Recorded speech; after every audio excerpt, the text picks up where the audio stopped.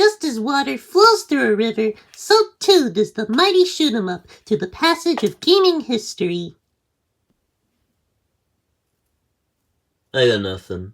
River Raid, a 1982 Activision game for the Atari VCS. As the title suggests, you raid a river. More specifically, you fly an assault jet through the River of No Return, taking out fuel depots and enemy targets, and blowing up bridges that divide each section of the river. I've heard of burning bridges before, but blowing them up is a whole other level. You'll have to deal with battleships, helicopters, and passing jets that try to make you crash. They won't fire at you, but they will either cut you off or ram into you.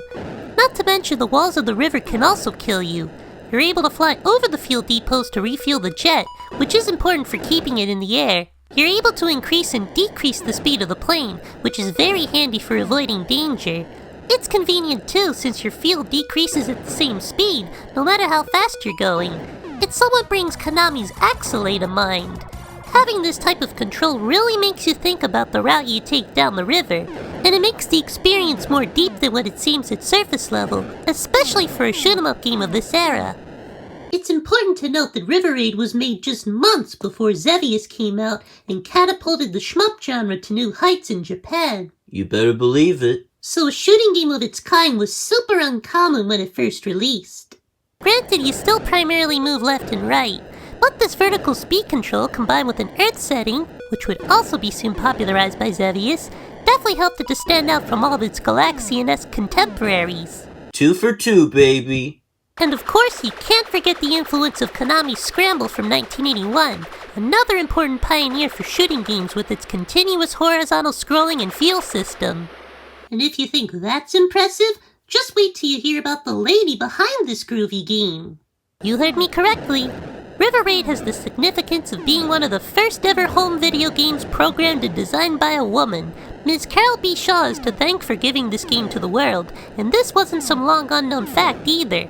During their Atari infancy in the 80s, Activision proudly credited the people who made each of their games, right on the box, cartridge, manual, and TV advertising. It's only a game. River Raid for the Atari Video Computer System, designed by Carol Shaw for Activision. Times really do change, huh, guys? And if that wasn't impressive enough, Carol would take her game to the next level in 1983 with a version of River Raid for the more powerful Atari 800 computer. This version spruces up the graphics, especially with more detail in the bends of the river, and adds in new enemies. The hot air balloons will get in the way like the others, but now you also have tanks shooting mortars at you from land. You can actually destroy a bridge with a tank on it, which is good for both a bonus and your own safety. There are even some helicopters that will shoot at you. Quite the devious surprise. Carol also added the ability to start your game from a selection of later sections, which is great for anyone seeking a higher challenge right from the get-go. These overhauls and slight raising of the difficulty make this essentially the deluxe version of the game, and it served as the basis for ports made for other computers and consoles at the time. Though ironically, the more common version available in modern re-releases is the original Atari VCS version. It is what it is. Despite her somewhat brief involvement in the video game industry, Carol Shaw definitely helped to blaze a trail for female game makers with the success of River Raid.